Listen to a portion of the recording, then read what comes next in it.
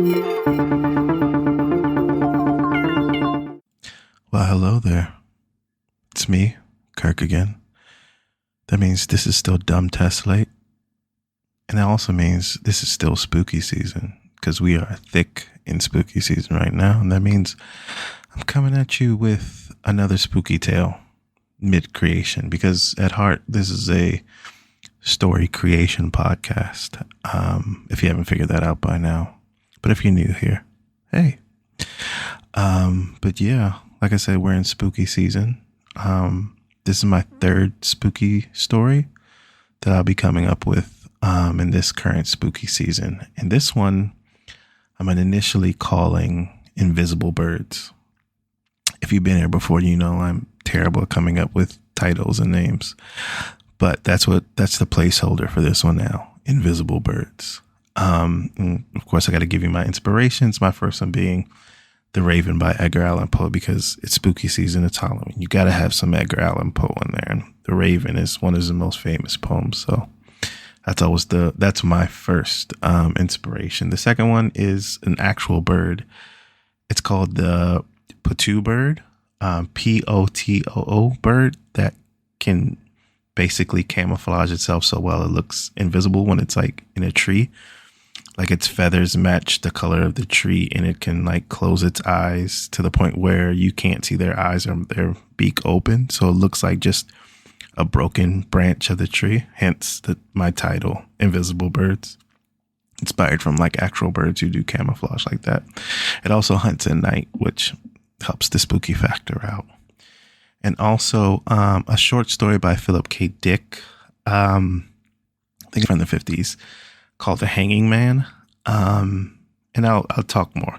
So the way I want to do this one, the way I kind of did the last couple of ones where I talk about scenes, or I try to describe or try to go through a scene of what I think this story would be. And then I'll talk more about inspirations and all that. And actually with this one, I remember to, as advertised, use AI to come up with AI's concept of my story idea. Like I gave it a prompt and we'll see, but it'll start after this. So this is the setup that I have of the story so far. My character that I'm calling Hunter.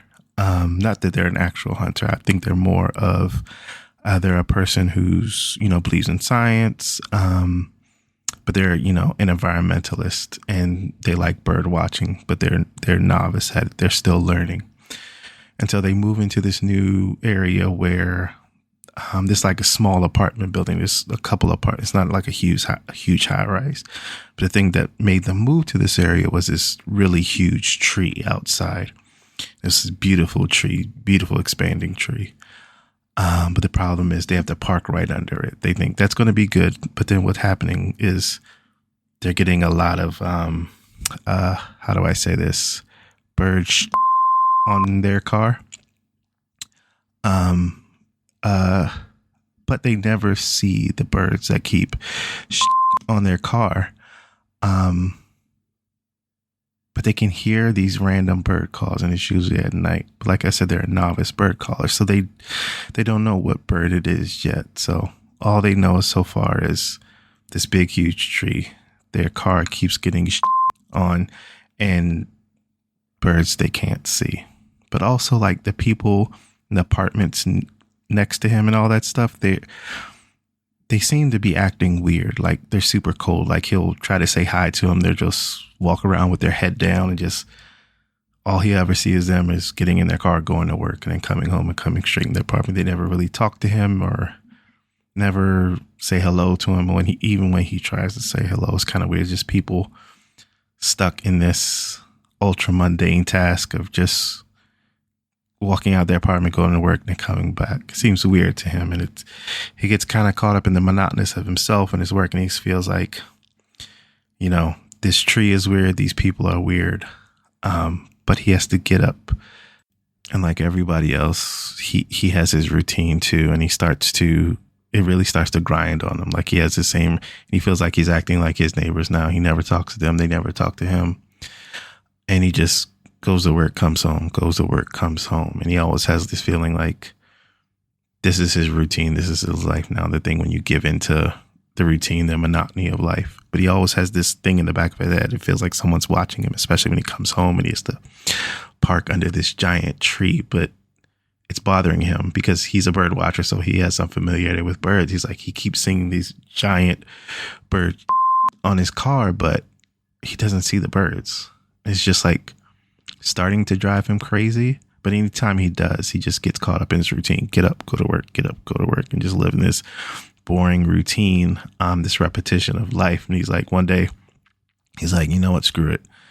He wipes the bird off of his windshield. It's like, I'm going to go out in nature. I'm going to see some actual birds. I'm going to do some actual bird watching, break the repetition and monotony. So he does that. He gets in his car and he goes out. This is the scene I'm working on.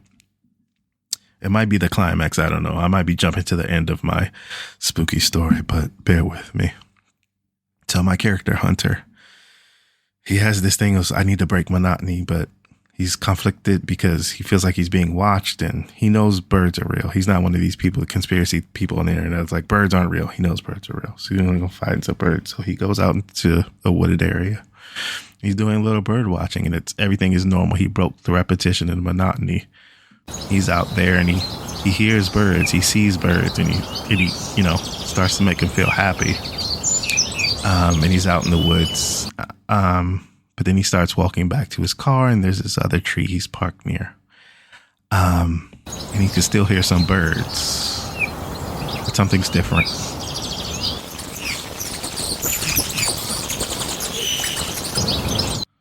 And he stops in his path. He said, that wasn't right. He's like, I heard birds, but then the sound changed. So he stops walking again to hear better, and the bird sound picks up. He keeps listening.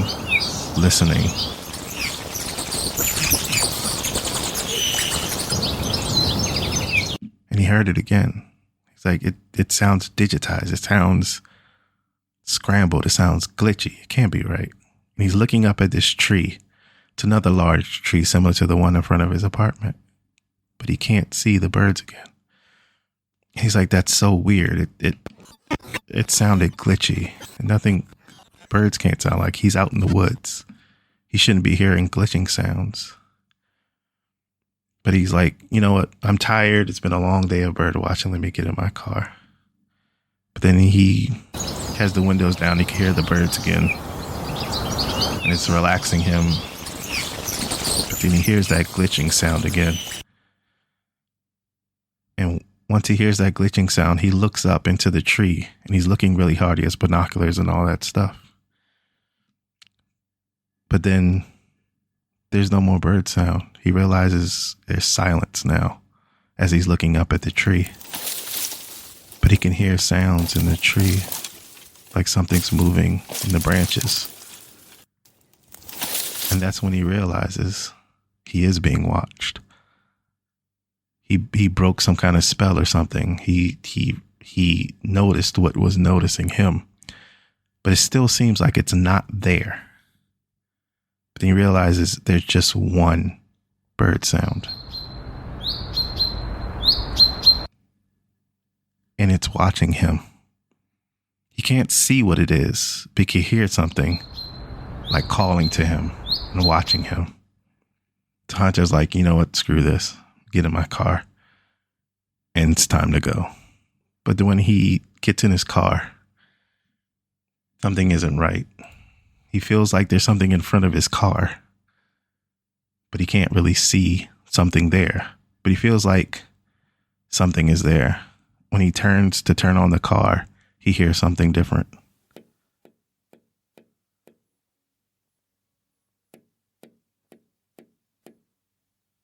Something is next to his car. And it's tapping on the window next to him, in the passenger side window.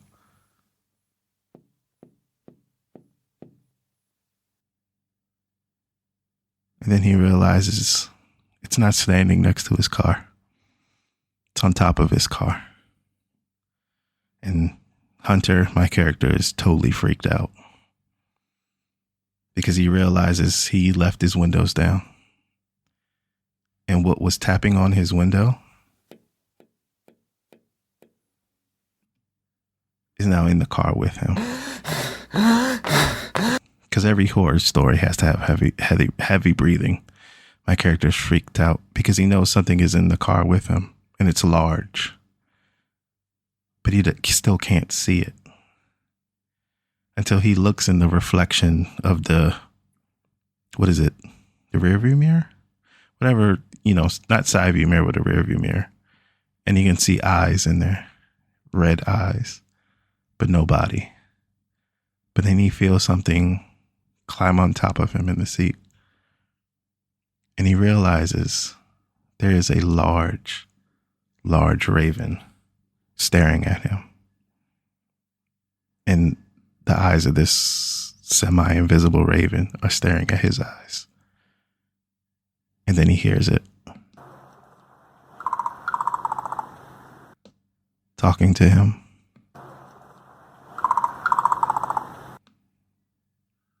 And he realizes it's not talking to him. That sound is in his head.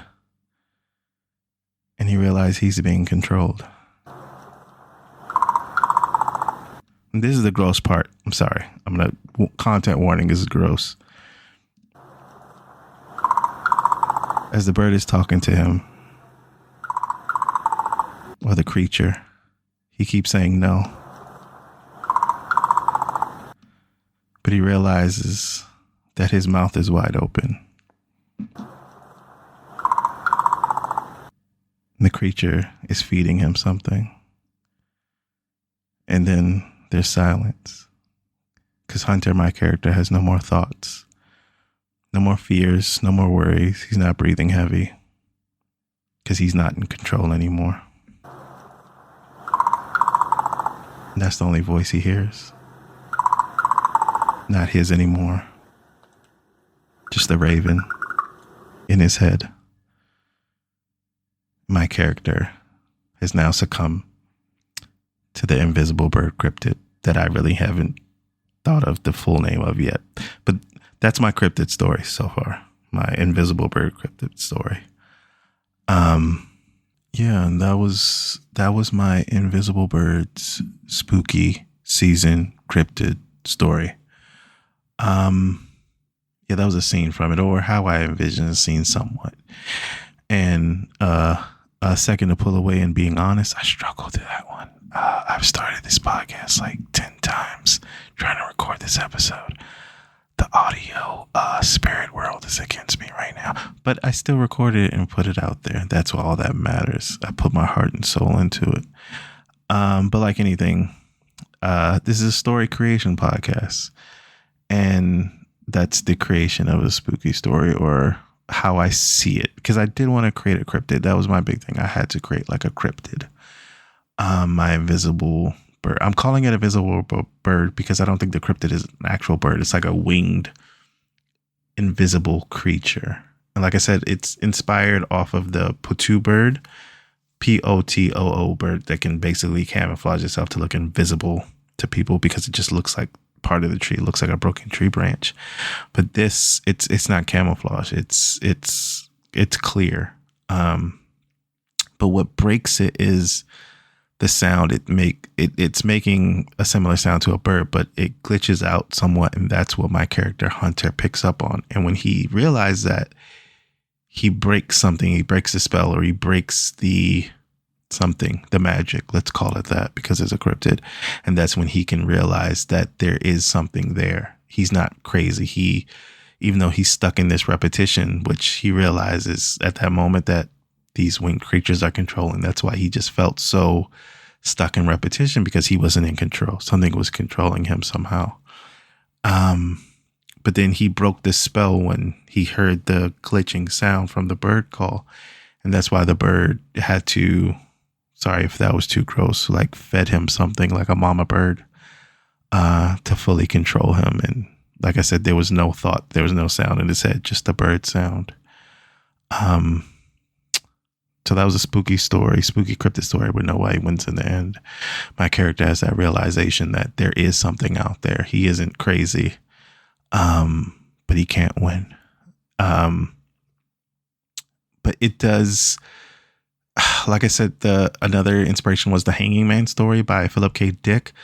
That is part of it because that's a short story about a person finding, like, they're in their small town where they know everyone, but some reason this is one day where there's different. They come out of their workshop where they've been in all day, and there's somebody hanging from like a lamppost in town, and they're freaking out about it, and they're like, who is this person, what's going on? But everybody they talk to is kind of shooing them and like not really paying attention to or not taking it as seriously as them. But they realize that like there's an alien invasion where kind of, thing of body snatchers, where this alien has taken over people, or it's cloned people, or they just look like people.